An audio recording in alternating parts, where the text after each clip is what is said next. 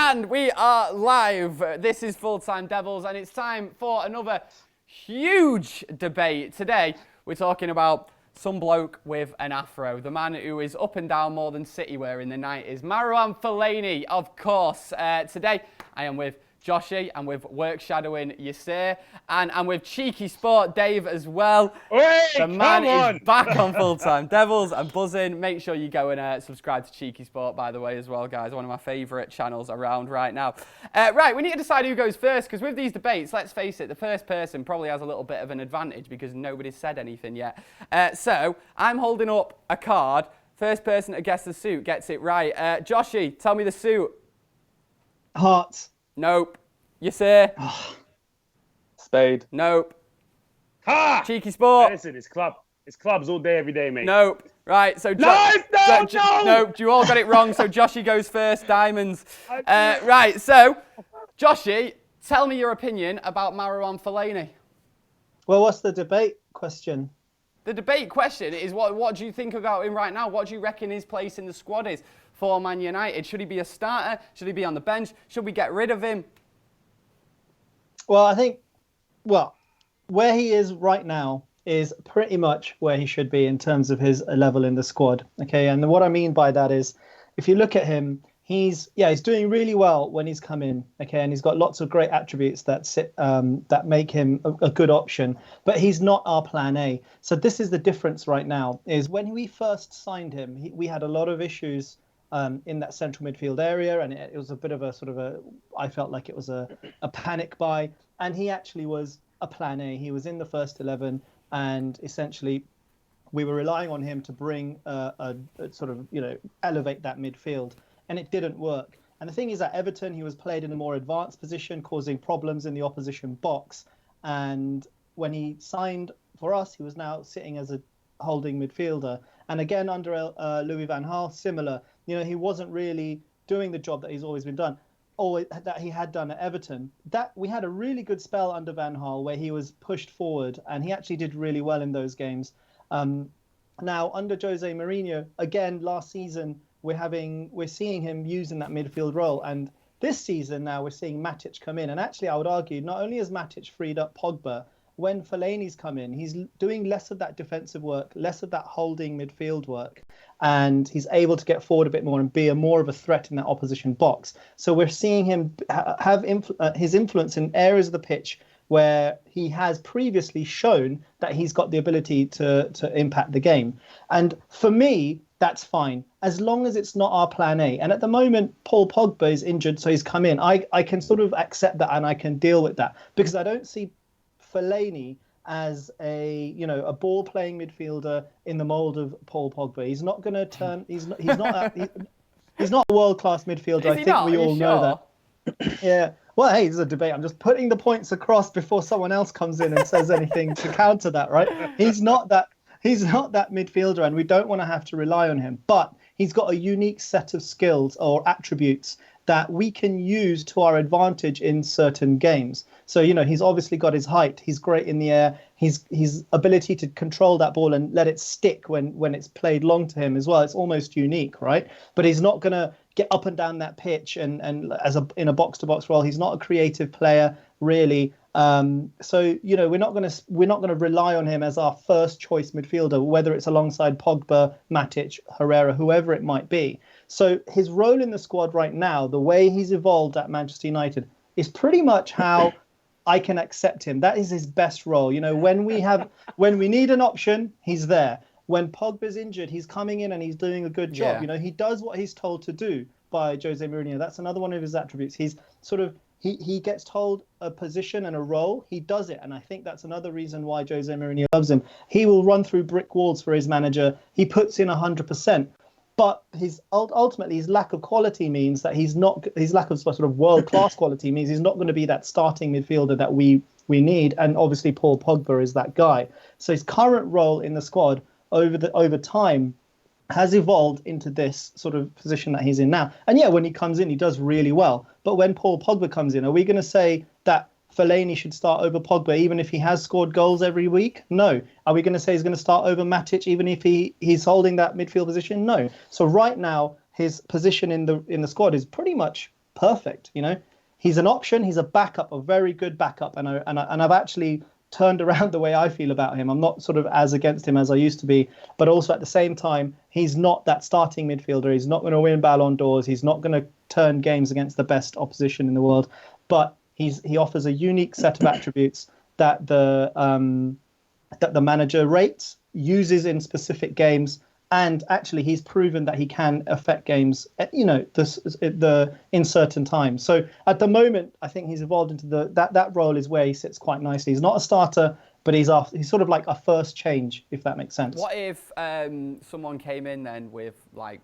15, 20 mil that we could straight away invest in another midfielder? Would you let him go?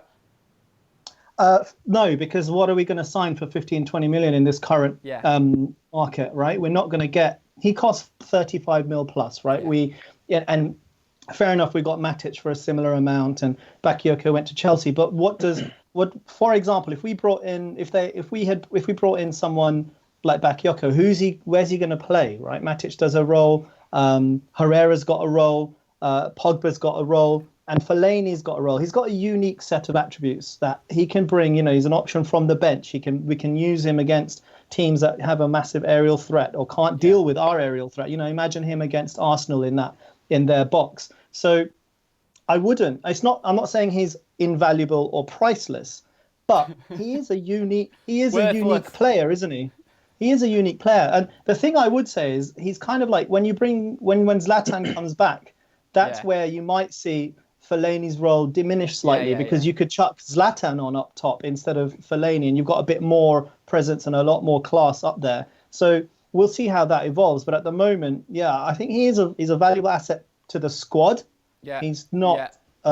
He's not a first team starter. Yeah, I completely agree. By the way, I'm joking when I slag off Fellaini. It's an easy target, isn't it? Right, who goes next then? Yassir, tell me your suit. Hearts. What have you said, Yassir? Hearts. Right, you've got it right. So you're on second. You're on second. Right. Cheeky Sport Dave, you're last, mate. It's unfortunate for you. Yassir, right, tell me what's going on. What's your opinion on Marouane Fellaini? Do you think he's world class and needs to start every game? Yeah, that's exactly what I think. Basically, I think he's probably the worst footballer to ever played for United. Probably ever. I hate seeing his name on the team sheet.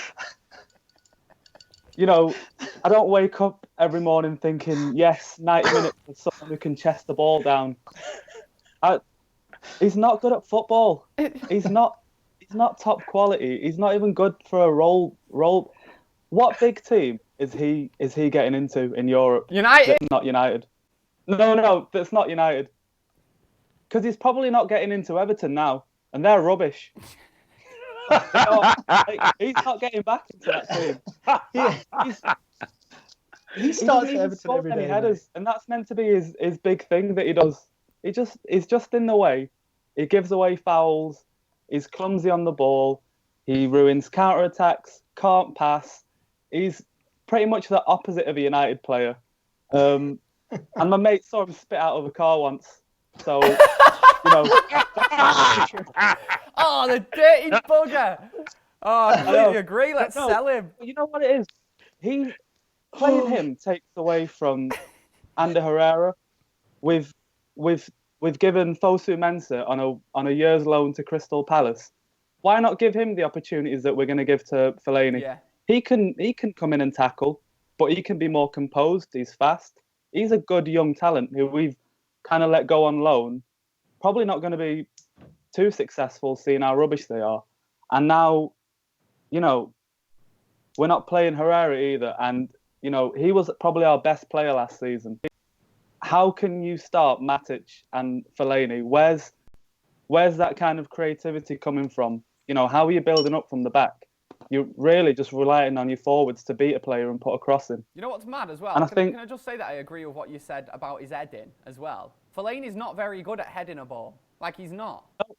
I looked at a stat somewhere, and I think it said, you know, he's scored 14 headers in something like 240 Premier League games. I mean, that's not. That's all to do with his height, though. That's the only reason he gets his head on anything, and because he elbows people when he's going for it. He's not actually good at heading. Oh, he's the cause of so many fouls.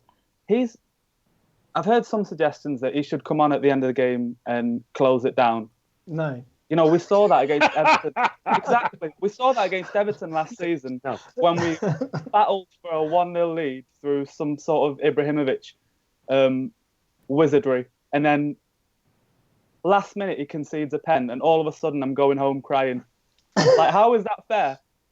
No, that game, not for, that Everton game was properly like... I wish death on Fellaini, I think, after that game. I never wanted to see him in a United shirt again. I was like, he's the worst player that I've ever seen for the club. And to be honest, right, you know what's mad is that I hear people saying, oh, but he's good to keep around as a backup for Paul Pogba. And I'm like, where are the similarities between Marouane Fellaini and Paul Pogba? I mean, Pogba is like one of the most intelligent players in the squad, without doubt. Silky, he's got a pass on him as well, incredible dribbler, gets himself stuck in and tackles as well because he's a big lad. And Fellaini can't do any of those things.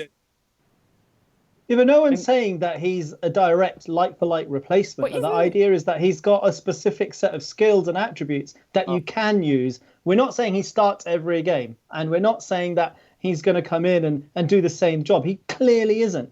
But in the current squad makeup, he's obviously got a role, and he does his role well. And in terms of his sort of elbowing and all that kind of stuff, it looks like it's sort of settled down a bit this year, let's be fair, you know. Yeah. And yeah, he does make mistakes. And this is the mistakes and the issues are the reason why he shouldn't be a first team starter, which is why over the last 3 years, people have been like, well, why is he in the team? Why is he in the team? But now with Pogba and Matic, he's not going to be in the team. He's not plan A. He doesn't get into our side in terms of our first 11.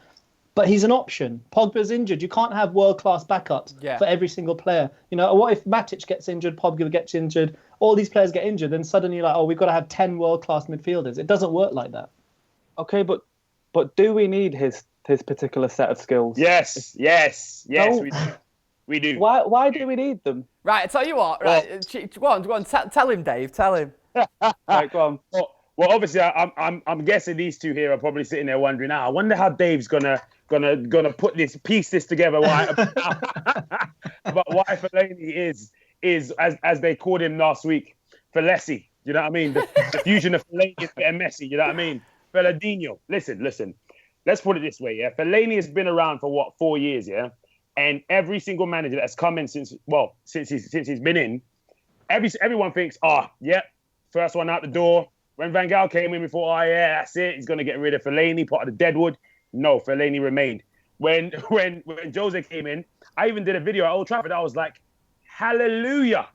Finally, Fellaini's out of it. But you see, the situation there at Everton proved as the reason as to why Jose probably still loves him and probably as to why he's integral or as integral to Manchester United or Jose's plans for Manchester United. It's because of the character that he has to fight back despite the criticism that he receives. Yeah. You see, when there was a situation like we can all agree that, you know, players such as Andres Pereira, amazing players, should be playing for Manchester United. But he, quite similar to like Kevin De Bruyne at the time when Kevin was at Chelsea, didn't want to fight for a position, instead wanted to start first team football, which is his prerogative. However, you got someone like Marouane Fellaini on the other side who has it against him from everywhere, from the press, from the fans, from opposition fans, from his own fans.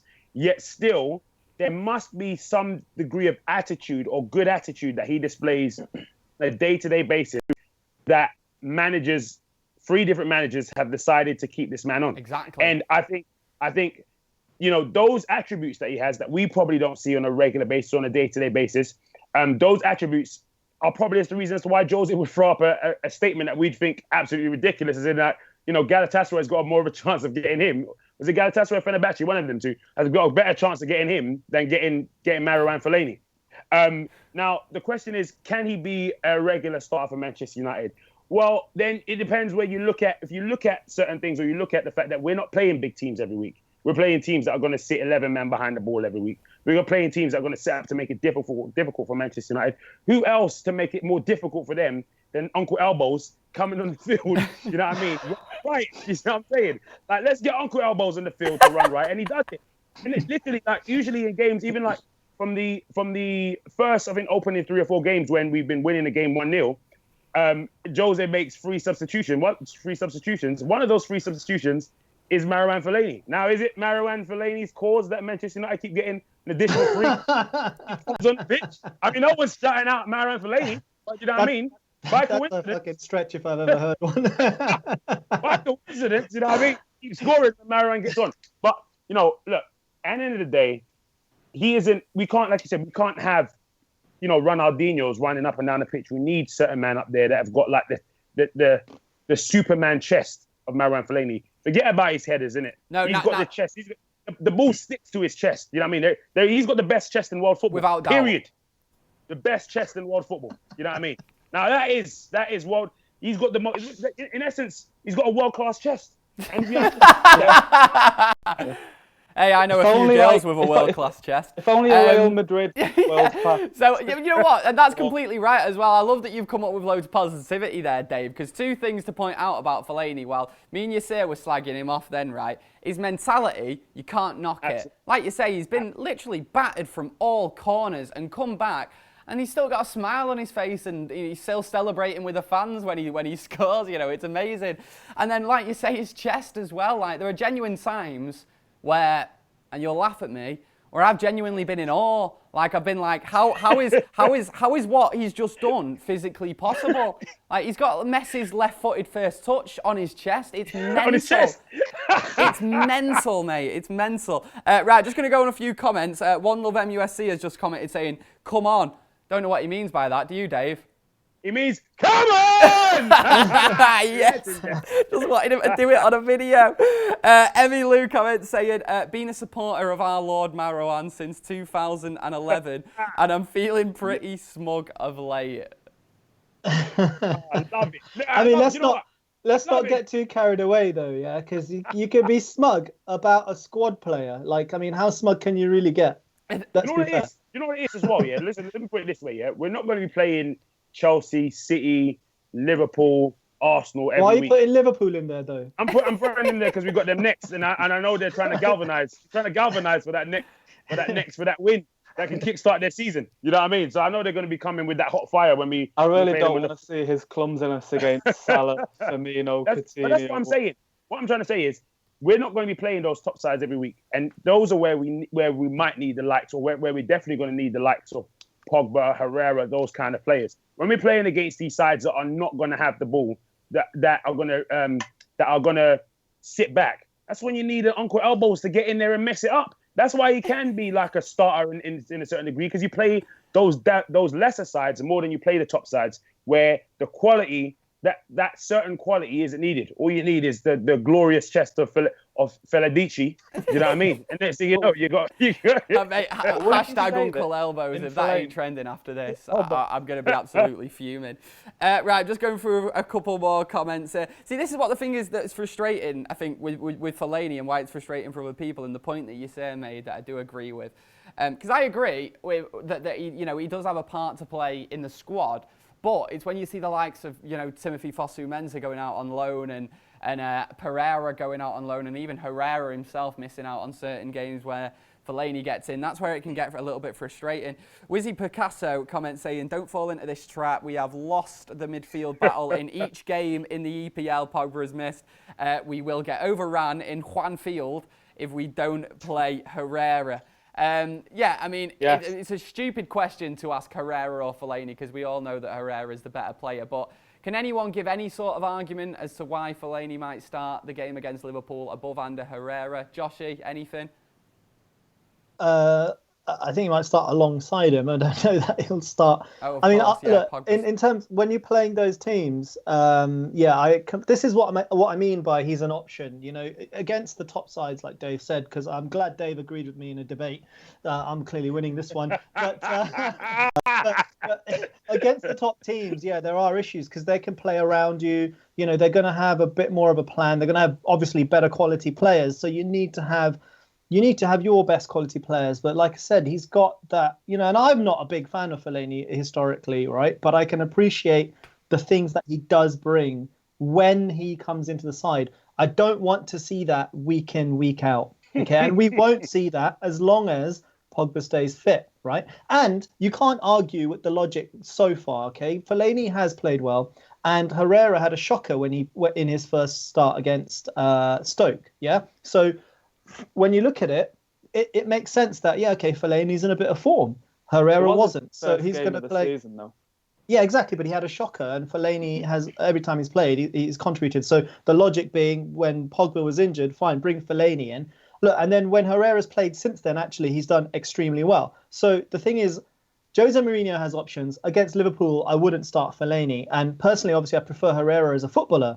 But in the current status, Fellaini isn't a starter. He's a squad player that brings attributes when you need them. That's all you need him to be. Still not happy when he starts against Liverpool, though. I'm sorry.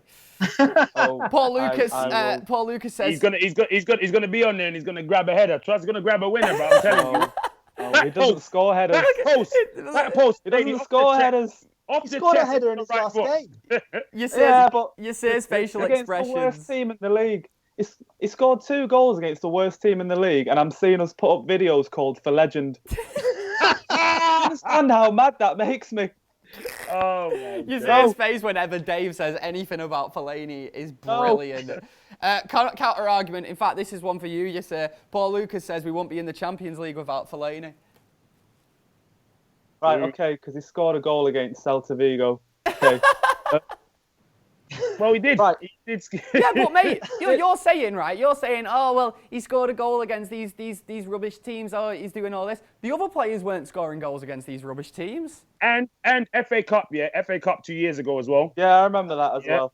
Yeah, listen. Actually, you know what? I've got a list here of all the teams he scored against in the last few years. Go on. Tell me a good one. Palace, Basel, Leicester. Who we got? Hull in the EFL. Wigan in an FA Cup. Yep. Middlesbrough, where are they now? I don't know. Oh yeah, Celta Vigo, but I've put shit on. You know what I'm saying? Look, two of those. Well, three of those goals, 3 goals in that, like contributed to trophies. Like one Celta Vigo, 2 FA Cup, and 3 EFL Cup. We start contributed to trophies. Right. We play better 2 football semi-finals and he have a better scored, chance isn't of it? breaking down. Exactly. 2 semi-finals, mate. The other thing to note is, those teams you read out, yeah, fair enough. No one's saying we should be starting him against Real Madrid, Man City, whatever. We should start Paul Pogba against those teams. Obviously, when he's fit, he will. But the point is, he does. I've said it so many times. He's got a certain set of attributes that teams just cannot handle, right? And he allows the players around him to do their thing. Especially this season, Martial, all those guys up front, they can be relied upon now. There's a lot more dynamism up top, and Lukaku's providing so much for them as well, that you can kind of lose a little bit of creativity with Fellaini against those smaller and lesser sides. That's the point. My point is, isn't having Lukaku now, can't he do a lot of those disrupting things with his big, strong body? Can't he disrupt the box? But that's not his role, though. Doesn't he make a lot of space for Martial and Mkhitaryan and Rashford? He's got the elbows, right, man. Boys. Instead of you all arguing amongst yourself, I'm going to decide who has the best argument, the most compelling argument, not just the one that I agree with. Sorry, 1 second. Right, we'll be back in a second, actually. If you're watching this live, you won't get this. If you're watching this later on, you will. We're just going to cut to a 30-second ad break. We're back in a sec.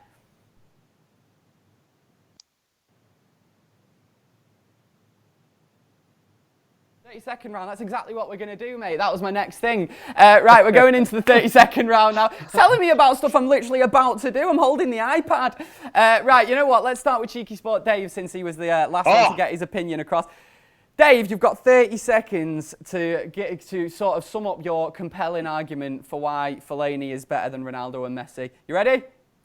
Yep. Start. Go.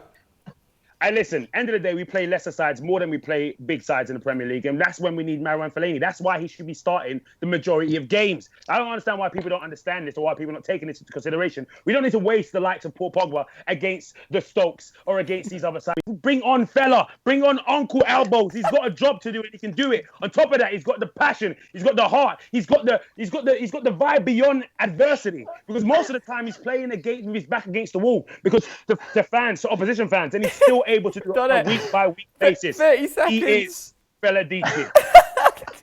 Class. For legend. For legend. Right, there's going to be photoshops galore. Right, Ronaldinho. so now for Clipped something up. completely different. Yassir, you've got 30 seconds to talk to us about Marouane Fellaini and what your opinion is on him. Go! Right, you're telling me that we've got a tall bloke in midfield and we put a kit on him and now he's a footballer for United. So brilliant. He's a player who gives the ball away, isn't good in the air, clumsy, causes fouls, isn't good for build-up play, isn't good for counter-attacks. Against the small teams, I'd rather see a Fosu Mensah or a Pereira play. We've got loads of players in the youth system that can play in those games. He's tactically a moron. It doesn't even work with Matic. I'm sorry. I'd rather see Herrera and Matic play together any day. Perfect. Perfect. You've done it. Yeah. 30 seconds. Right, great. They're like such contrasting opinions. This is when I love doing these debates. Right, Joshy, go on, mate. Tell us yours. 30 seconds, and you're the only rational one here, apparently. Yeah.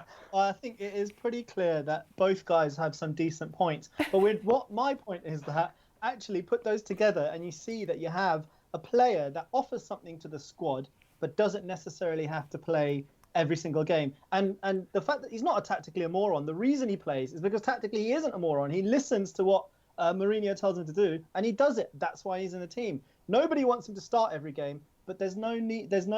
But you can see the things that he brings. And this season's got 4 goals, more than Eden Hazard, Alexis Sanchez, as Ozil. 30 seconds. You know, it's a very compelling argument, and I do think I have to give it to Joshi for today's debate, to be honest. Not just because I agree with his the most either. He's put it across the best, but. Like, guys, thank you so much, because that was a great laugh. That was a great laugh. So yeah, thanks for joining us today on the big Marouane Fellaini debate. Make sure you go and subscribe to Cheeky Sport as well. They always give you a laugh after the weekend of football. And yeah, what else do I have to say? Is that everything? I think that's everything. Make sure follow work shadowing Yassir on Twitter, because he's only got 33 followers. 33 followers now. Go on, go and bump him up. Go and bump him up, see what you can do. But yeah, thank you very much for watching today. Get in the comments below. We'll be back with another huge debate soon. I'm Gaz. This is Full Time Devils. See you next time. Laters.